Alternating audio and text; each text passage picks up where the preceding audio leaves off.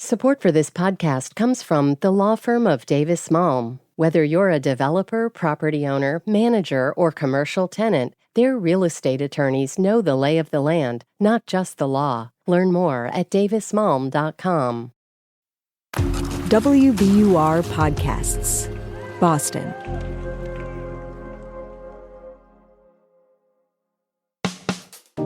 I'm Daryl C. Murphy, and you're listening to The Common.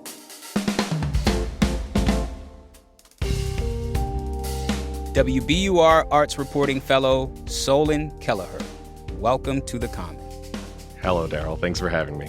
Yes, thank you for coming, because you come to us with this year's WBUR Summer Arts Guides, multiple guides. So tell me, what do these guides cover? Yeah, it's a big old package of guides that we have. We have the Summer Music Guide, the Art Guide, the Books Guide, Film Fest Guide. We have classical music for you, as well as theater and dance. Hopefully, if you have interest in art, we have something for you to find in these guides. Guides on guides on guides. I love it. Now, tell me, these guides are making some recommendations. Who are the people making these recs in these guides? Sure. So we have a large group of contributors and critics and editors who work on curating these lists, and they're really experts in their own fields. So when you check out one of these guides, you're getting advice from another person who is passionate about this topic as well. So today we're talking about 3 of these guides, but there are 7 total. And if people want to see all 7 of the guides, they can go to wbur.org/summer. So tell me, what 3 guides are we covering today? Sure. So we're going to start off with the Summer Arts Guide, which is a collection of museum exhibitions, mostly visual art. And in particular, we're going to go over to Williamstown to talk about the Edward Munch Trembling Earth exhibit. Edward Munch Trembling Earth. Munch, yeah, it's spelled like Munch, but it's Munch in his Norwegian pronunciation. Okay. Now, you might not recognize the name Edvard Munch, but you almost certainly would know his most famous piece of art, which is The Scream. It is that iconic image of a person facing directly towards the viewer with their hands on their cheeks, kind of like Macaulay Culkin in Home Alone.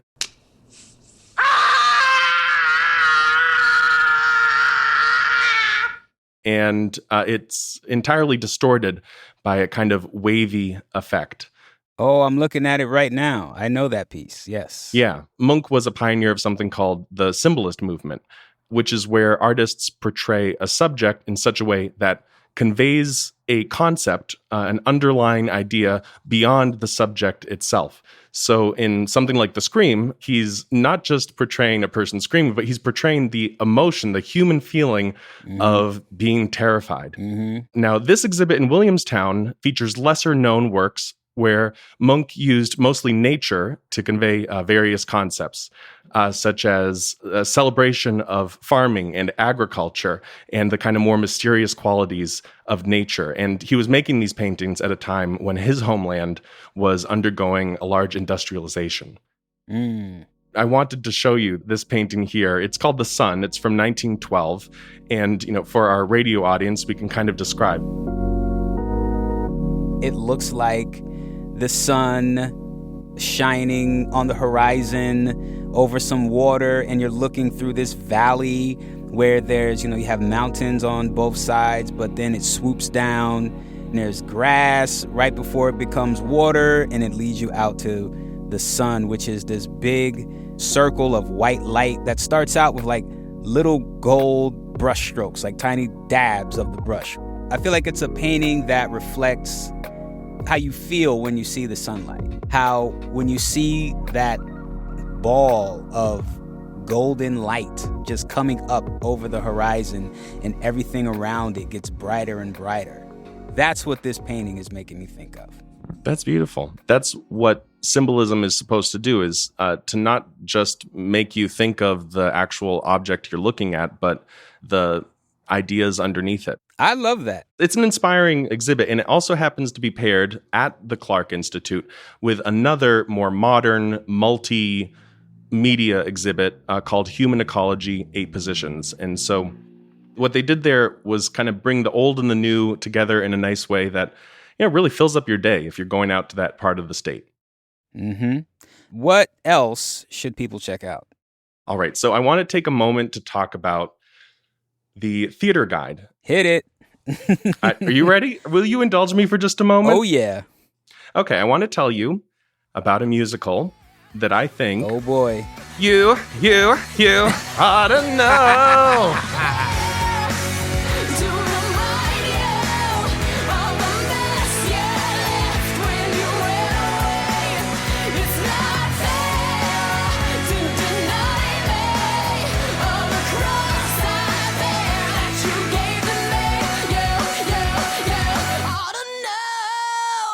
So we got some Alanis Morissette. Yes. On steroids. Yeah. Expanded. Yeah. And that music that you're listening to, that's from the touring production of Jagged Little Pill. So then let me tell you something. Yeah. I had the opportunity to see that play last week, and I had to miss it because I had to take a flight. But I was so bummed because Alanis Morissette is kind of dope to me. And I was really looking forward to seeing her music be interpreted on stage in that way, Oh, absolutely. You and I probably remember in the 1990s, Alanis Morissette was everywhere on the radio. It was a seminal album in the 90s. To be clear, Jagged Little Pill is one of the highest selling albums of all time. Absolutely. She really was. Over 30 million. She really had a chokehold on the 90s. Yes. For real. Yeah. And it actually surprised her as an artist. She didn't expect for so many people to resonate with this music because it's so dark and angry. And Solon, there's a Boston connection to Jagged Little Pill, right? That's right. This tour coming back to Boston is kind of a full circle moment for this show. In 2018, Jagged Little Pill premiered at ART in Cambridge, and it was widely praised. WBUR covered it at the time. Eventually, the show moved to Broadway and opened in December of 2019. Mm-hmm. Something happened shortly after that in 2020. You might remember. I don't know. But Broadway ended up closing for a consecutive 18 months. For the first time in its history, Broadway was dark for more than just a day or two. So, if you're just looking at the Broadway lens of this, it's a sad story. This play that was, widely well received didn't really get its time there. But there's a silver lining, and that's that last fall, it began a multi-year national tour around the country. Which is great because if you know anything about the business side of Broadway, that's actually where a lot of shows make their money for a number of reasons. Mm-hmm. One of them being how small Broadway houses are compared to where these shows end up touring. Like just for example, Jagged Little Pill will play at the 2,600-seat Citizens Bank Opera House in Boston through June 25th. So compared that to in Broadway where the average house is like 1,100 or 1,300 seats.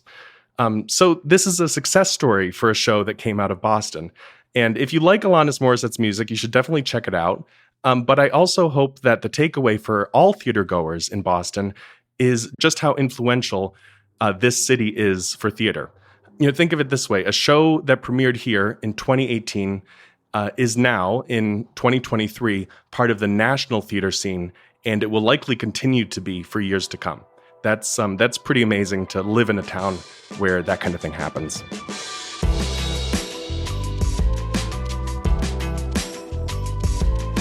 We're going to take a quick break, but we'll be right back.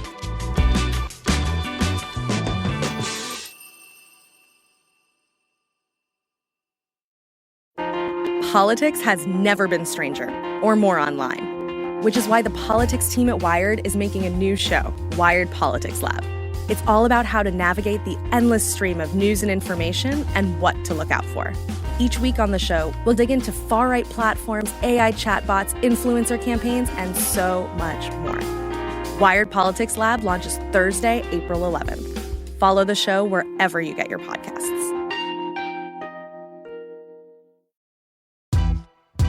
And we're back. What about music? What should we be looking out for? What songs should we be adding to our summer playlist? Yeah. What you got for us? So for music, we have 2 guides, and we have on one side the album guide. So that's upcoming music that's coming out. And then on the other side, we have the classical music guide.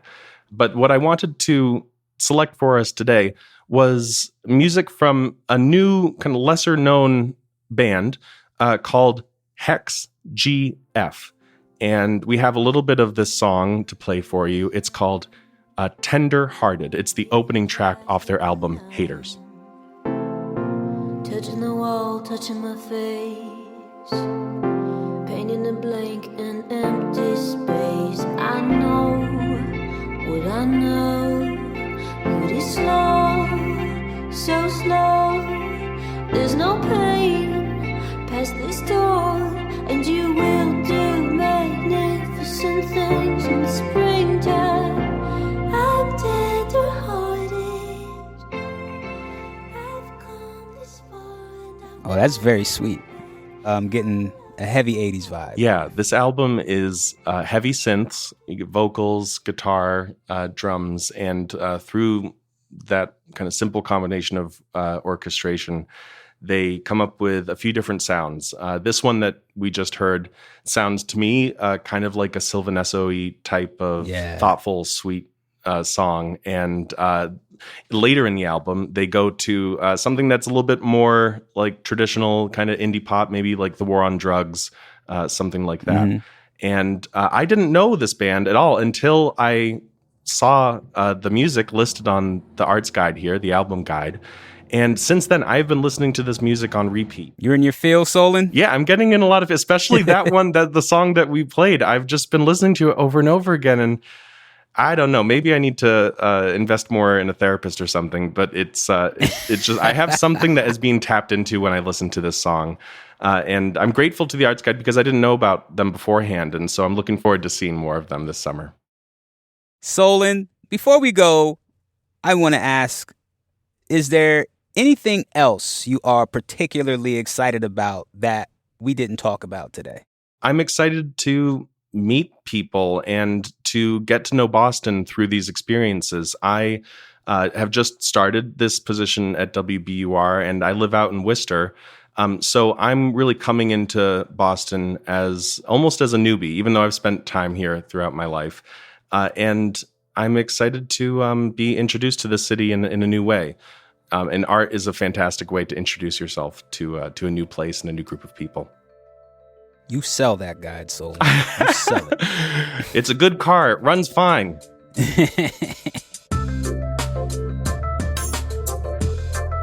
Again, folks, if you want to see the summer arts guides, go to wbur.org/summer. Solon, this has been a pleasure. Thank you so very much for coming through to The Common. Daryl, thank you. That's WBUR Arts Reporting Fellow Solon Kelleher. And that's our show for today. Thank you so much for listening to The Common. Tell us, what kind of art are you looking forward to this summer? Is it music? Is it visual arts? Is it dance? Tell me, what is it? Hit us up on Instagram at WBUR The Common, or send us an email at thecommon@wbur.org. I'm Daryl C. Murphy, and I will talk to you tomorrow.